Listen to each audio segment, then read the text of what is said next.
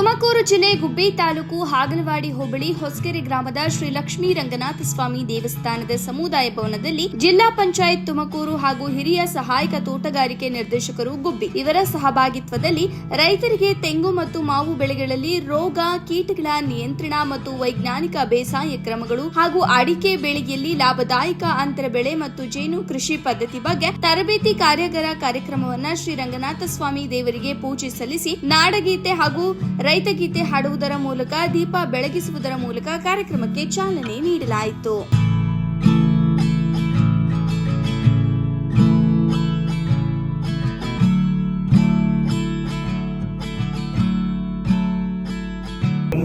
ಮುಖ್ಯವಾಗಿ ರೈತರು ಅಡಿಕೆ ತೆಂಗಿನ ಮೇಲೆ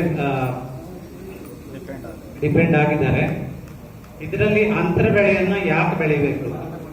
ಇದಕ್ಕೂ ಮೊದಲು ಅಡಿಕೆ ನಿಮ್ಗೆ ಏನು ಉಪಯೋಗ ಅಂತ ಗೊತ್ತಿದ್ಯಾ? ಅಡಿಕೆ ಉಪಯೋಗ 100ಕ್ಕೆ 90 ಭಾಗ ತಿಂದು ಉಗುಳೋದು. ಅದು ನಿಮ್ಗೆಲ್ಲ ಗೊತ್ತಿದೆ. ಗುಟ್ಕಾ ರೂಪದಲ್ಲಿ ಇರ್ಬೋದು ಅಥವಾ ಎಲೆ ಅಡಿಕೆ ತಿಂದು ಉಗುಳೋರು ಇರ್ಬೋದು. 90 ರಿಂದ 92 ಭಾಗ ಎಲೆ ಅಡಿಕೆಯನ್ನ ತಿಂದು ಉಗುಳೋದು. ಇದು ಯಾವುದೇ ಆಹಾರ ಧಾನ್ಯಕ್ಕೆ ಬರಲ್ಲ. ಮಿನಿಮಮ್ ಸಪೋರ್ಟ್ ಪ್ರೈಸ್ ಗವರ್ಮೆಂಟ್ ಇದಕ್ಕೆ ಕೊಡೋದಿಲ್ಲ. ಅದು ಪೇಂಟ್ ಕಡೆ ದುಡ್ಡು ಮಾಡೋದು, ಗೊಬ್ಬರ ಬಿಟ್ಟಿದ್ರಿ. ಯಾವಾಗ ಕೊಬ್ಬರಿ ರೇಟ್ ಜಂಪ್ ಆಯ್ತು, ಇವಾಗ ಇಳುವರಿ ಬರ್ತಾ ಇಲ್ಲ ಅಂತ ಹೇಳಿ ಎಲ್ಲರೂ ಈಗ ಸ್ಟಾರ್ಟ್ ಮಾಡಿದ್ರಿ ಅಲ್ವಾ? ನಂದು ಒಂದು ಪ್ರಶ್ನೆ ಏನಪ್ಪಾ ಅಂದ್ರೆ, ತೆಂಗು ಎಲ್ಲರತ್ರನೂ ಇದೆ, ಅಡಿಕೆ ಎಲ್ಲರತ್ರನೂ ಇದೆ.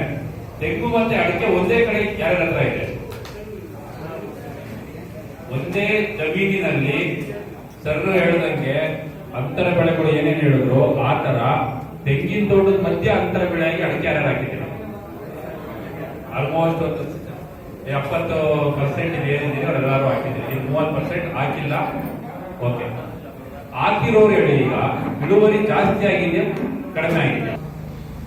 ಅವಗುಣ ಮತ್ತು ಮಣ್ಣು ಅಂದ್ರೆ ವಾತಾವರಣದಲ್ಲಿ ಎಷ್ಟು ಉಷ್ಣಾಂಶ ಇರಬೇಕು, ಎಷ್ಟು ಮಳೆ ಇರಬೇಕು, ಈ ಭಾಗಕ್ಕೆ ಈ ಬೆಳೆ ಸೂಕ್ತನಾ ಅಲ್ವಾ? ಎರಡನೇದು ನಿಮ್ಮ ಮಣ್ಣು ಯಾವ ತರ ಇರಬೇಕು, ಮಣ್ಣಲ್ಲಿ ನೀರು ನಿಂತ್ಕೊಳ್ಳುತ್ತಾ, ಸರಿನಾ? ಮಣ್ಣಲ್ಲಿ ಏನೇನು ಪೋಷಕಾಂಶಗಳಿದೆ ಇದನ್ನೆಲ್ಲ ನಾವೇ ಮಾಡಬೇಕು. ಫಸ್ಟ್ ಯೋಚನೆ ಮಾಡಿ ಅದಾದ ಮೇಲೆ ಏನ್ ಮಾಡ್ತೀವಿ, ಬೆಳೆನ ಹಾಕ್ತೀವಿ. ಈಗ ತುಮಕೂರು ಭಾಗಕ್ಕೆ ಅಡಿಕೆ ಸೂಟಬಲ್ ಅಲ್ಲ ಅಂತ ಯಾಕೆ ಹೇಳ್ತೀವಿ ಅಂತಂದ್ರೆ, ಟೆಂಪರೇಚರ್ ಜಾಸ್ತಿ ಹೋದ್ರೆ ಒಂದು 38 ಡಿಗ್ರಿ 40 ಡಿಗ್ರಿ 41 ಡಿಗ್ರಿ ರೀಚ್ ಆಗ್ತಾ ಇದೆ. ಅಷ್ಟು ಹೋದ್ರೆ ಏನಪ್ಪಾ ಅಂದ್ರೆ ಅಡಿಕೆ ಫಸ್ಟ್ ಕಚ್ಚಲ್ಲ. ನಮ್ಮ ತೋಟಗಾರಿಕೆ ಇಲಾಖೆ ಗುಬ್ಬಿ ತಾಲೂಕಿನಲ್ಲಿ ಬಹಳಷ್ಟು ಪ್ರಮುಖ ಬೆಳೆಯಾಗಿ ತೆಂಗು ಬೆಳೀತಾ ಇದ್ದಾರೆ. ಅದರಲ್ಲಿ ನಾವು ತೆಂಗು ಮತ್ತು ಅಡಿಕೆ ಬೆಳೆಯನ್ನು ಸಹ ಪ್ರಮುಖವಾಗಿ ಬೆಳೆದಿರೋದ್ರಿಂದ ನಾವು ಈ ಒಂದು ಬೆಳೆಗಳಲ್ಲಿ ರೋಗ ಮತ್ತು ಕೀಟದ ಬಾಧೆ ಬಹಳ ಇತ್ತು. ಅದ್ರ ಬಗ್ಗೆ ಮಾಹಿತಿ ಕೊಡಬೇಕು ಅಂತ ನಮ್ಮಲ್ಲಿ ಇಡೀ ತಾಲೂಕಿಗೆ ಅನುಕೂಲ ಆಗಬೇಕು, ಎಲ್ಲ ರೈತರು ಇದನ್ನು ಸದುಪಯೋಗ ಪಡಿಸ್ಕೋಬೇಕು ಅಂತ ರೋಗ ಮತ್ತು ಕೀಟಗಳ ಬಗ್ಗೆ ಒಂದು ತರಬೇತಿಯನ್ನು ಹಮ್ಮಿಕೊಂಡ್ವಿ. ಹೊಸಕೆರೆ ಗ್ರಾಮ ಪಂಚಾಯಿತಿಯಲ್ಲಿ ನಾವು ತೋಟಗಾರಿಕೆ ಬೆಳೆಗಳಾದ ಅಡಿಕೆಯಲ್ಲಿ ಅಂತರ ಬೆಳೆಯಾಗಿ ಯಾವ ಬೆಳೆಗಳನ್ನು ಬೆಳೆಬೋದು ಮತ್ತು ಆಮೇಲೆ ಮಾವು ಮತ್ತು ತೆಂಗಿನಲ್ಲಿ ಬರುವ ಮುಖ್ಯ ರೋಗಗಳನ್ನು ಹೇಗೆ ನಿವಾರಣೆ ಮಾಡ್ಬೋದು ಅಂತ ಹೇಳಿ ಒಂದು ಕಾರ್ಯಾಗಾರವನ್ನು ಹಮ್ಮಿಕೊಂಡಿದ್ವಿ. ಇದಕ್ಕೆ ರೈತರು ಸುಮಾರು 100ಕ್ಕಿಂತ ಹೆಚ್ಚು ಪಟ್ಟು ಬಂದು ಈ ಕಾರ್ಯಾಗಾರವನ್ನು ಯಶಸ್ವಿ ಮಾಡಿಕೊಟ್ಟಿದ್ದಾರೆ.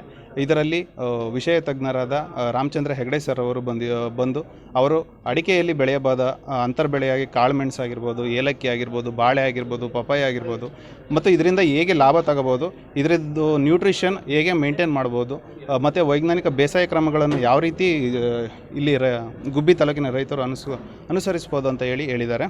ರೈತರಿಗೆ ಅಡಿಕೆ ಗಿಡ ಮತ್ತು ತೆಂಗಿನ ತೋಟಗಳಿಗೆ, ಮಾವಿನ ಬೆಳೆಗೆ ರೋಗಗಳ ಹತೋಟಿ ಕ್ರಮದ ಬಗ್ಗೆ ಅರಿವು ಮೂಡಿಸಲು ತೋಟಗಾರಿಕೆ ಇಲಾಖೆಯವರು ಪುಷ್ಪಲತಾ ಮೇಡಮ್ ರವರ ಅಧ್ಯಕ್ಷತೆಯಲ್ಲಿ ಮತ್ತು ಸುತ್ತಮುತ್ತಲಿನ ಹಾಗಲವಾಡಿ ಭಾಗದ ಮತ್ತು ಹೊಸಕೆರೆ ಚೇಳೂರು ಹೋಬಳಿ ಭಾಗದ ರೈತರು ಹೆಚ್ಚಿನ ಸಂಖ್ಯೆಯಲ್ಲಿ ಇವತ್ತು ಭಾಗವಹಿಸಿದ್ರು. ರೈತನಿಗೆ ಸಂಬಂಧಪಟ್ಟಂಥ ಬೆಳೆಯ ವಿಷಯವಾಗಿ ರೋಗಬಾಧಕ ವಿಷಯಗಳಿಗೆ ಹಲವಾರು ವಿಜ್ಞಾನಿಗಳು ಬಂದಿಲ್ಲಿ ಹಾಗಲವಾಡಿ ಹೋಬಳಿ ಹೊಸಕೆರೆ ದೇವಸ್ಥಾನದಲ್ಲಿ ಸಭಾಂಗಣದಲ್ಲಿ ಹಮ್ಮಿಕೊಂಡಿದ್ದು ಕಾರ್ಯಕ್ರಮವನ್ನು.